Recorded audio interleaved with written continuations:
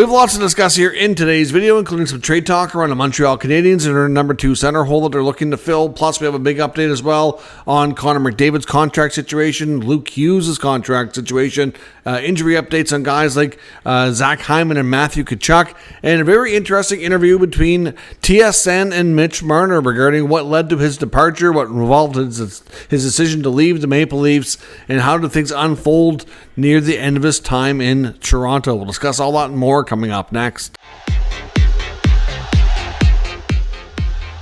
So welcome back to another video here at Top Shelf Hockey. As I mentioned, we have lots to discuss here in today's video. Before we jump into a lot of the news, just want to acknowledge that today, August 29th, is the 1-year anniversary of the very tragic and unfortunate events that took place this time last year, which unfortunately led to the tragedy involving Matthew and Johnny Gaudreau. So obviously it was an incredibly sad and shocking day this time last year. It's hard to believe it's already been 1 year since that unfortunate event took place, and those two players were taken from us so early in their lives. But the year has certainly flown by. I'm sure it's a very tough day in the Gaudreau household. Just a really, really tough day. Obviously, thinking about last year when this went down. I remember how the rumors kind of started online about an accident and some speculation, and obviously not until the next day that we finally got official confirmation around what actually happened, and all the rumors ended up unfortunately being true. Today, the NHL as a league and the Columbus Blue Jackets as a team both made significant donations to the new John and Matthew Gaudreau Foundation. They've made donations in each of their names with an amount of money that signifies their hockey jersey number. So $21,000 each from each entity to honor Matthew Gaudreau, and $13,000 each to honor Johnny Gaudreau. So obviously that's significant amount of money to go to the new foundation, and I'm sure they'll do great things with that. But yeah, it's 1 year anniversary, thinking of the Gaudreau brothers and the Gaudreau family again. I'm sure is a very, very tough day in their household. On to some other updates around the NHL. We've got word today that Canucks forward Kiefer Sherwood has changed agents. He's now going to be repped by Rich Evans and Jed Moldaver of Wasserman Hockey. So obviously Sherwood's going to be needing a new contract soon. So that'll determine usually why we see these things, right, when their new contract typically is going to be coming up here. So we know that the Canucks and Sherwood, I think, are a pretty good fit. We'll see how things go and what kind of impact that'll have on his next contract. Matthew Tkachuk, according to Dave Pagnotta, we've heard different reports, but he's saying, from what he's told, the timeline on him, barring no setbacks, would be January. Now, that doesn't leave a lot of wiggle room to make sure that he's good to go and healthy for the Olympics in February. Now, like I said, when he revealed what happened, when he got hurt at the Four Nations, essentially the adductor muscle torn right off the bone, it's a pretty significant surgery. I know he kind of downplayed it, and obviously he wants to play through a lot of discomfort and pain, but obviously it's a pretty significant injury. We had heard before January might be the approximate timeline, but we never really heard that, that's like a best case scenario. It kind of sounded to me before I was under the impression it could be sooner, that it might be more like January if they, take their time and make sure he's good and healthy. But if January is like the best case scenario, if there are any setbacks, you have to wonder if, that's going to impact his Olympic availability. I mean, I'm sure that he'll do everything in his power not to miss that tournament. I'm sure he will not want to for anything in the world. But obviously some things are beyond people's control. But yeah, that's the return on Matthew Tkachuk. So fair to say, October, November, December, he's going to miss between 3 and 4 months of the regular season, which could be a big impact for the Florida Panthers to start the year. I mean, look at where they finished in the standings this past year. They were in third place, but they were only 1 point up on Ottawa, who was a wildcard team. You gotta wonder. I don't think it really matters too much for the Panthers. They get into the playoffs, they're going to be a dangerous team. We know that with what we've seen the past couple of years.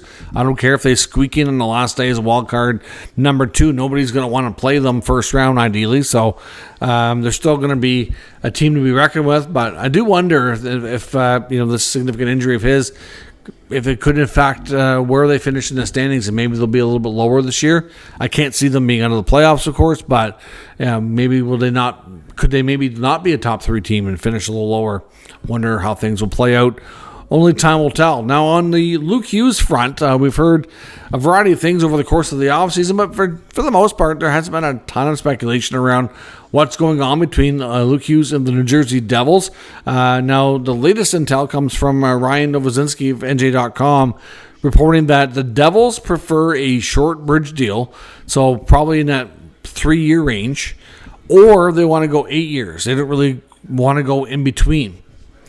They either want the max term or a shorter bridge. Whereas Luke Hughes apparently prefers the in-between so that his contract expiration can match that of his brother Jack. And it can both be UFA at the same time, which would be in 2030. So he's obviously at this point, we're in 2025. We're looking at 5 years. So we've heard lots about the Hughes brothers wanting to play together. Most people kind of speculate and assume if it's gonna happen, it would happen in New Jersey. But you just never know, I guess, right? I mean, if Quinn does decide to stay in Vancouver, obviously Luke and Jack both in New Jersey. It doesn't sound like they're in any kind of hurry to get out of there. Now, I know they have a good relationship with GM Tom Fitzgerald as well, but there's no guarantee he's even going to be the GM at that point. So they got to do what's best for them, obviously. But, interesting to see that intel on Luke Hughes. I do wonder if at some point in time, be curious to see, because Quinn Hughes is a couple of years away from his contract. So in another year, we'll be hearing about his future. Would they try to all line them up to become free agents at the same time? That would be a very big storyline. I'm not saying it's going to happen. I have no intel or resources to say it's something they want to make happen, but it's just a very interesting thought that see what happens. And see what happens here.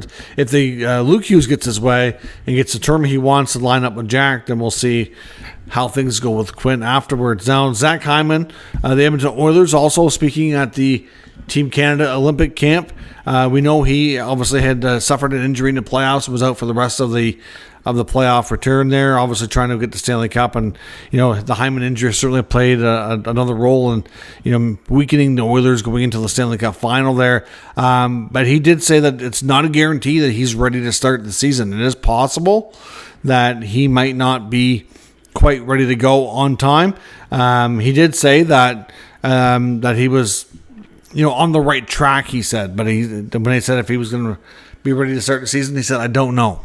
So again, another question mark for the Oilers. Now, the bigger and biggest question of all was Edmonton, of course, is the contract and lack thereof of an extension right now around the best player in the world, Connor McDavid. Now, John Shannon on his new podcast today was saying there's a good chance he feels that McDavid will go into the season without signing an extension. Now, at this point, because we had heard speculation before that once this Olympic camp was wrapped up, that they were hoping to be able to have a deal in place and announce a McDavid extension.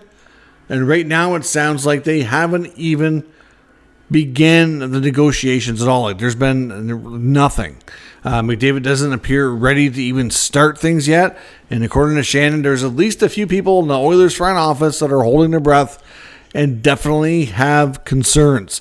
So that is a big deal. I mean, if McDavid does not sign before the season starts, I know he's already said he doesn't want it to be a distraction, but it's going to be. It's going to be talked about a lot, and it's going to be a story that a lot of people keep following.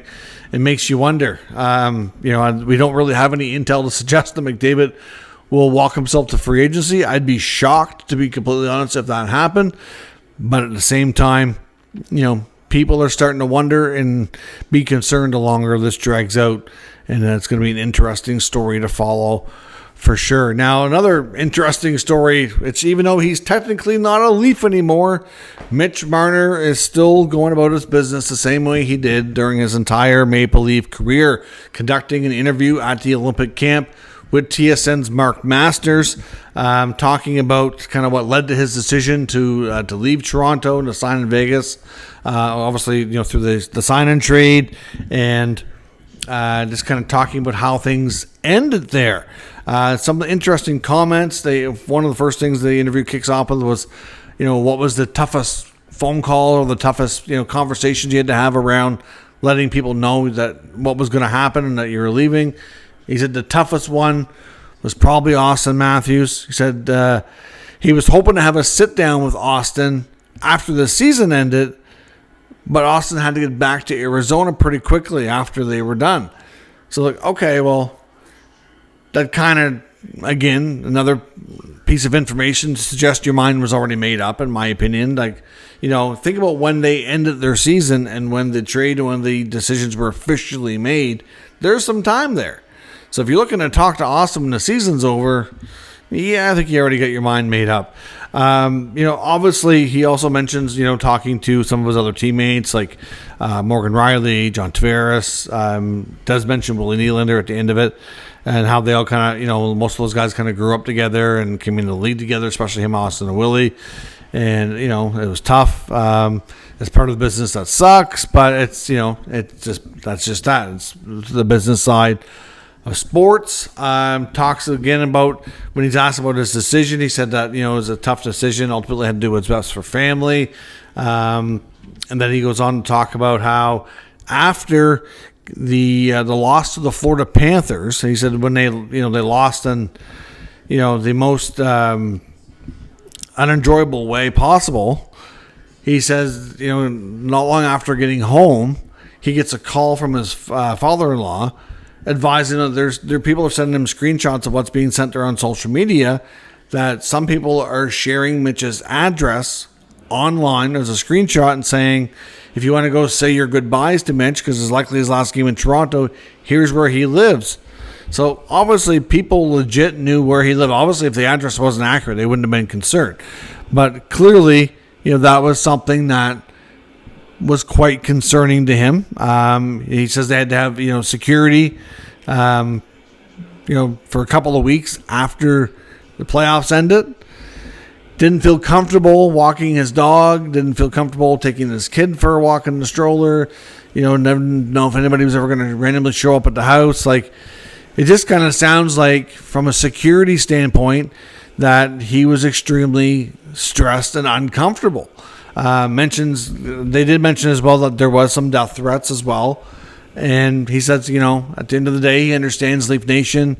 He's been a big part of it. He's grew up there his whole life. So, obviously been through it as a kid, as a fan, as a player. But, those types of things are not acceptable. And I totally agree. They are not acceptable. And they shouldn't be happening. Unfortunately, I think probably fair to say that every fan base has their lunatics. Every fan base has their idiots that'll go too far and track people down, players down on social media, send hateful messages, send death threats, send stupid stuff that should never happen.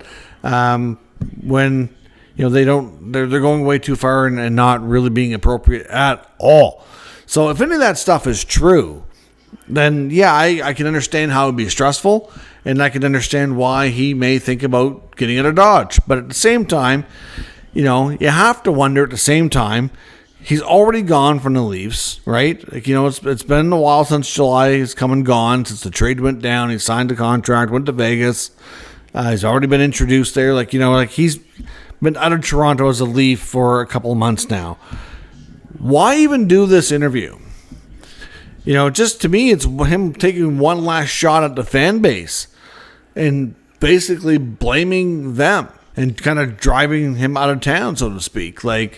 Ultimately, Mitch Marner is never taken accountability, which is, to me, the one thing that drove me crazy about Mitch's time in Toronto was that you never heard him really say, I need to be better, I didn't play good enough, I let the team down. There was never anything about I and being better and taking accountability.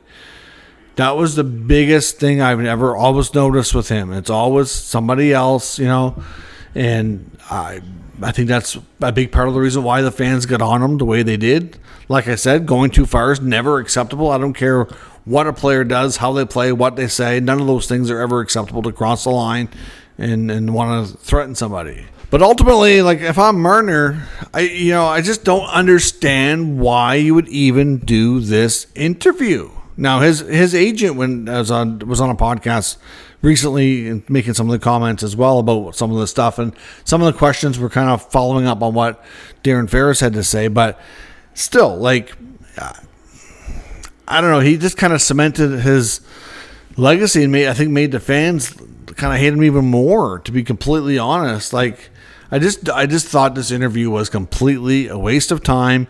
It was one more opportunity for the Marner group to be, and I say group because there's a lot of people in his ear from what we've heard from his family, and it's just like you couldn't take accountability. You couldn't just say, never, I love playing here and never got the job done. No, it's somebody else. It's the fans' fault. The fans are why I'm not here anymore. It's just another lack of accountability by Mitch Marner, and he's going to have a lot less pressure in that sense in Vegas. It probably is a better fit. You can't take the heat, get out of the kitchen. He get out of the kitchen, and we'll see how things go. And maybe he'll play better. Who knows? Maybe the pressure won't get to him in the playoffs like it did in Toronto, given the how everything is runs different market. But I don't know. I just thought that interview was a complete waste and completely unnecessary, and just kind of ruined his image even more than what he had already had by how he acted throughout his time as a Leaf. But that's me. Let me know what you think in the comments. Now, the other topic I want to touch on here as well is some according to Travis Yost, who was on the podcast talking to Tony Marinaro on the Montreal Canadiens, looking at some more options for the Montreal Canadiens number 2 center spot. And he made some interesting observations for some names he thought would be good fit, some of which doesn't think will be super expensive, kind of under the radar type of guys that they could probably get for a cheaper price tag and probably be a really good fit and make the team better. Does mention one name who we think is the best option, and that he still thinks that would have been the best move, but ultimately didn't happen. But he mentions Pavel Zacha and the Boston Bruins organization. We've mentioned before about Montreal, Boston, whether it be Zacha or Mittelstadt, might be good options for that spot. Obviously, Zacha is a player that's, I think the Bruins have a variety of players available. We know they're likely, a lot of people are writing them off to not be very good this year, and that they could continue kind of selling some veterans off and kind of retooling that team. You don't often see trades amongst those two teams, but they're kind of trending in different directions right now, so maybe it makes sense. He also mentions Charlie Coyle, a former Bruin, now in Columbus. He's bounced around a little bit here lately, but somebody who can play in the middle part of your lineup. It's a good veteran guy, somebody they would have seen a lot and played against a lot over the years as well. Mentions Jason Dickinson out of Chicago, which I'm not really sure, but he mentioned him more as a third line center. So still another veteran who could probably be had to make the center depth better, but not necessarily filling the number 2 spot. But he also says the best option he thinks would have been Marco Rossi out of Minnesota. He thought Rossi would have been a great fit for Montreal. And obviously, he ended up signing in Minnesota, but still, just because he's signed, a lot of people are still not convinced that he's going to finish that contract in Minnesota and be a long-term member of the Wild. Would not be shocking at all if he is moved sometime, either it be this year or next year, like sometime before the 3 years are up. But it's going to boil down to what the offers are too. The Minnesota Wild, we know with Rossi, wanted more of a hockey trade and wanted something back. They didn't really want futures. Montreal has all kinds of interesting futures, but I'm not sure what they would give them as a immediate asset that can play and help them right away. So we'll see. Maybe they had a hard time. I'm not sure how much they looked into it, but Rossi would be in many ways a good fit. I said before, I like the player. I just don't know, you might want a centerman with a little bit more size, given Suzuki's not overly big. You got Jake Evans, who's not overly big. You could use a little bit more beef, if you will, down the middle. And Doc is the right size. If Doc worked out, he'd be perfect, to be honest. And maybe that'll still happen. We'll have to wait and see. But Rossi's smaller stature certainly could be problematic come playoff time. That would be my concern. But he's a heck of a player, very talented, and for the short term at least, could make them better. But again, whether it be Zaka, Coyle, Rossi, let me know what you think for some of these options in the comments. We'll discuss further. If you're new to the channel, make sure you subscribe and stick around. We'll keep you up to date with the latest news, rumors, and analysis of all 32 NHL teams. Thanks for watching. I'll catch you next time.